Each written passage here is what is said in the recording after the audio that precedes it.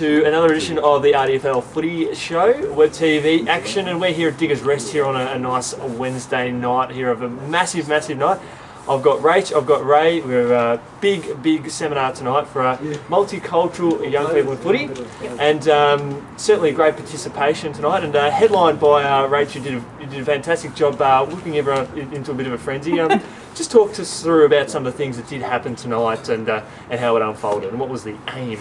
All right, so we wanted to introduce people to some of the ideas around what it is to be a young person, newly arrived young person in Australia, and some of the differences between being a refugee and an asylum seeker and a migrant. That was one of the activities that we did. We got lots of people talking and got some really good feedback from them around the differences, and we clarified those. That was one of our activities. What were the other ones that we did? Yeah, I guess, and then it was really talking about what are the barriers for young people from multicultural backgrounds in playing footy, and how can we address those. So yeah, knowing that we all love sport and we know that how good it is for us, that everyone should be able to play it. That's right. Fantastic. Well, if I could sort of speak from personal experience, I mean, that was a lot of what was being spoken about tonight. I think it was really exciting. From a personal experience, I grew up a lot in central Victoria, probably didn't have a lot of exposure to multicultural and Indigenous environments, and I found it quite informative of just some of the practices that were being put in place. How do you find sort of encouraging some of these new ideas into clubs and environments that perhaps don't have that much exposure to multicultural and Indigenous environments? Well, from some of the discussions that we had this evening, we certainly got the sense that people had the foundational ideas around reducing membership costs, having a wit round to get some extra funds to support large families, thinking around making connections with community leaders. We had some people talk around the importance of community for newly arrived young people and families, and how important it is to reach out. So I think the ideas are really there already, and it's just getting people to have a sense of where they might go next. So we got them to look at some of those strategies, but think around what they might do in their club specific next. Yeah.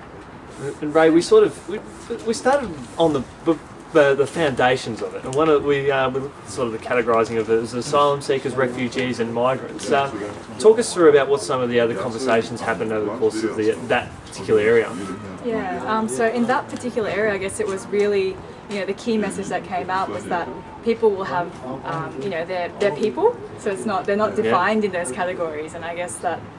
So people who are refugees will have often sought asylum. So it's really just about not categorising people, I guess, by those definitions as well. And I guess we had some really lovely commentary on when you grow up knowing people's stories, or when you learn what people's stories are, like in any situation, it's really hard to categorise people, and we don't want to categorise people. Labelling people is unhelpful, but labelling is often what happens in society, and we see it through the media. So I guess part of our message is to really challenge that and to recognise that we're talking about people's life experiences.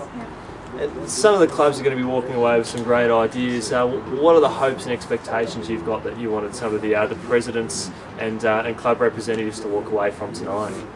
I think I'd really like, and I asked the presidents to start to engage with community leaders. So the presidents themselves are at the level where they can be meeting like-minded leaders from different communities, and reaching out and telling them about AFL and how great it would be for their communities to be part of. So I think that's one of the first steps that they should be undertaking.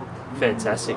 And Ray, you guys are part of a very exciting organisation. Give it a bit of a plug. Tell us a little bit about what you guys do. You've got a great website that we'll have up on the screen.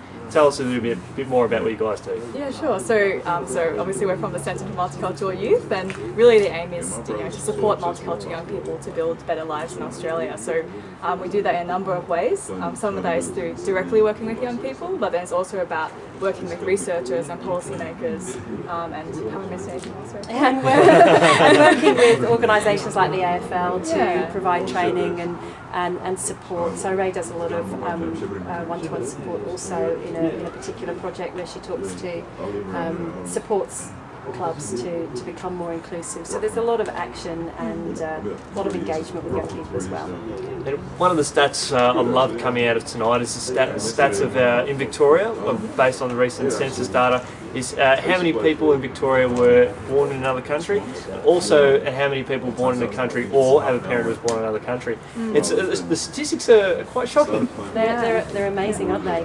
So I think from my memory it was around 26%, don't quote me on this. Yeah, well, you're right on it, you are. Who have been born from a variety of countries, 200 countries of origin, that live in Australia, live in Victoria, and then about 46% who have been born in another country or have a parent that has been born in another country. Yeah. Sensational. And another stat, Australia ranked on the country that has the most refugees, apparently we're not as high as what many had thought. Yeah, so it was 49th, I hope that's right. 49th, yeah, 49th yeah. overall compared to all the other countries in the world. Yeah. So we've still got a lot of work to do in that department there. Guys, thanks so much for coming aboard tonight. For those who were wondering why we're outside, they quickly got onto a president's meeting, and we're moved outside to enjoy the fresh air here at Diggers Rest, so we're loving it. And, thanks guys for taking your time out, and I know I've learned a lot. I know all the guys here tonight have learned something as well, so congratulations, keep up the great work. Thank you.